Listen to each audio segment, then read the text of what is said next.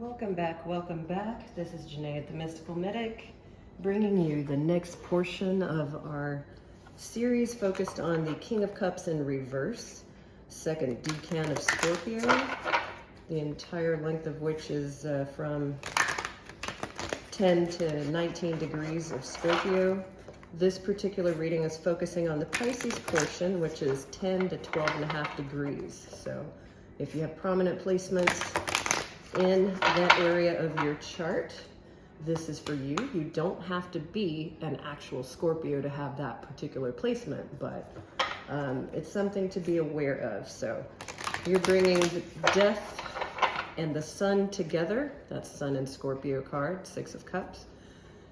And everything that is decay, destruction, transformation is reborn and purified by the light of the sun.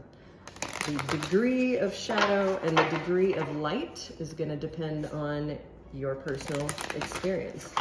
And to all of that, we add the dreaminess of Pisces, which in its negative can be victimhood, self-sacrifice, tons of self-sabotage, things like that. We all have these energies within us.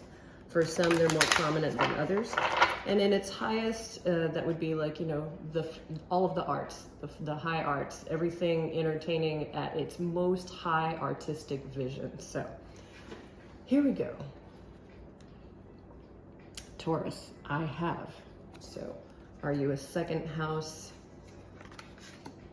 King of Cups? This is the energy where King of Cups is sitting right now. This is where his perception is. So it's about his feelings. And this is about others. So there may be some messages here about how you give to others. This is the home, Pisces realm, I believe. So not sure if there's family addiction issues, or just addiction issues for the King of Cups himself. There may be illusion around some childhood things that are going on that are coming out in patterns that, he'd probably rather not have come through, but that's what shadow does, right? And then in the outward appearance of what things are, Jupiter returns, some benefits. This looks really awesome in my humble opinion. Right now, all of the abundance with looking at what you have, what you feel, and what you believe. So I'm hearing family karma in that. So let's take a look. Let's see what the tarot has to say. Let's see.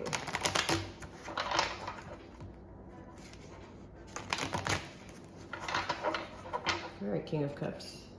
Yeah, okay. You're feeling some enlightenment.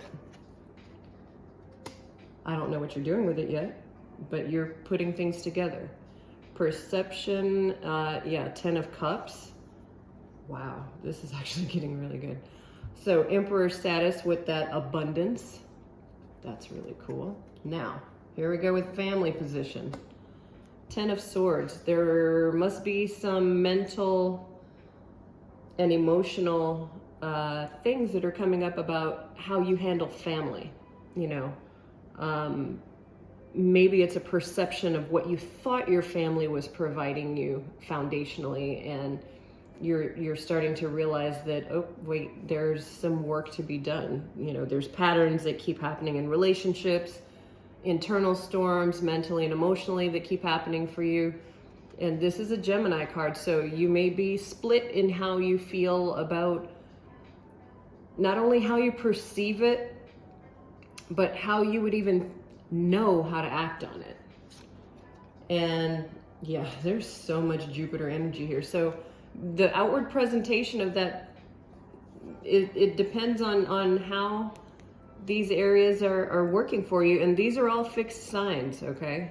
That's all fixed signs. You've got Taurus, Leo, Scorpio, and Aquarius. This is a karmic wheel. So what are you fixing yourself to on how things need to appear?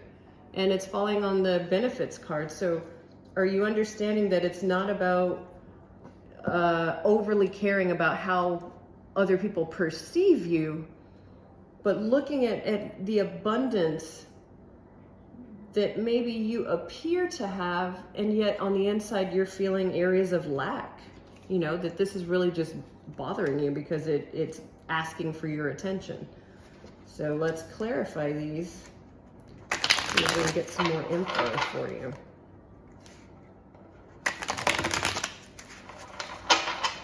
And it's not like anyone's born that, you know, doesn't have any issues.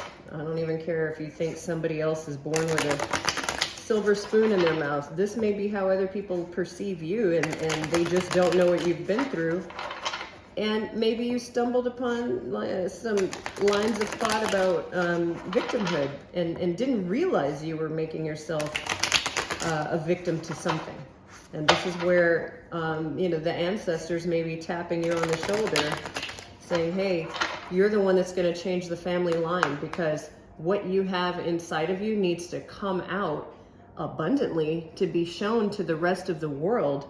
But right now, we're going to reset how you feel and your beliefs, your mindset and your feelings, your mind and your heart. So if you're experiencing some Three of Swords energy lately, and it's been a long period of that, this wheel is turning in your favor as long as you've done, you know, some work with that. So let's see what that means. Yeah, you're not feeling isolated and alone. You've had the enlightenment about what that means. And if you're in this, okay, we already got fours, right? If you're, and I just heard Jupiter, we've got Jupiter all over this. That symbol in astrology looks like a 4. So what are you in your perception looking at with Emperor and Empress balancing out? How are you feeling about that balance? And are you looking beyond just the ceremonial aspect of having that external picture of what things look like versus what they really are on the inside? And so, yeah, you're a bit nostalgic about a time in your life when you didn't feel like that, where it wasn't about how you were grappling with something. So maybe inner child work. What would you tell your younger self right now if there were some missteps that you'd rather correct early? What is your higher self trying to reach through to you with now? Generosity. Is there someone representing a Queen of Pentacles in your life? You know, December born Sagittarians and Capricorns is usually what I pick up on here for the dates. What I'm saying outside of that, though, is there somebody that nurtured you and you misunderstood what the nurturing was? And, you know, did you take it for granted? Did you think at first that whatever they said or did was meant to hurt you? We can kind of misperceive that sometimes when we're a little, you know, stuck in an immature phase of perception. You know, that's just the nature of being human. Sometimes we misunderstand someone's good intentions of pulling you over and saying, hey, I think you could do this better. So this is where I feel like also is the potential for you to master your emotional self-worth. Look at all this good stuff on the feelings, right? On your perception of self, and how maybe that family belief line, you finally are mastering that side of it, regardless of your gender. And then here, outward appearance, Two of Swords. What path are you going to take with that Wheel of Fortune? Well, if we clarify it further, Queen of Wands. And these are the two most generous queens in the deck. You know, not that the other two are not going to say that. But you've got the passion, and then you've got the endurance to get what you want. That is a beautiful thing. So that's where I'm going to leave that part of the reading here. Let's open up the Shit Happens F at Deck 1 and F at Deck Romance side and see what we've got.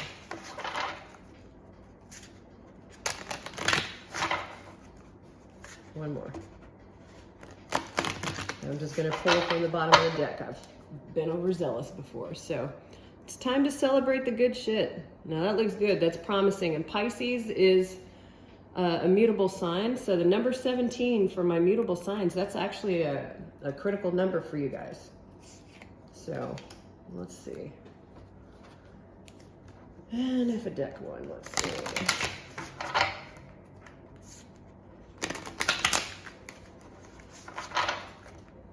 last one. All right. Wait for the shit to settle down. That's true. So in the meantime, oops. It's an active waiting. Get some self-care right now. That's what I just heard as soon as I even touched this deck. So, and apparently I can't shuffle that. Let's try it again. You got some emotional storms blowing through lately because there was a nice storm that blew through this area. All right, here we go. Romance side of it. F romance, fly solo for a while. So it's all about your internal journey and then how you're going to pull that through and manifest it. So I'm gonna leave that right there for you, my dear Scorpios who've got prominent Pisces, or even vice versa. This is where the King of Cups is sitting. He's not actually in a bad seat at all. Just requires a bit more reflection. So much love, many blessings. Thank you for your time, attention, and support. And if you are interested in personal readings, all the information is in the description box below. Otherwise, stay tuned for Aries portion of the King of Cups journey. Talk to you soon. Take care.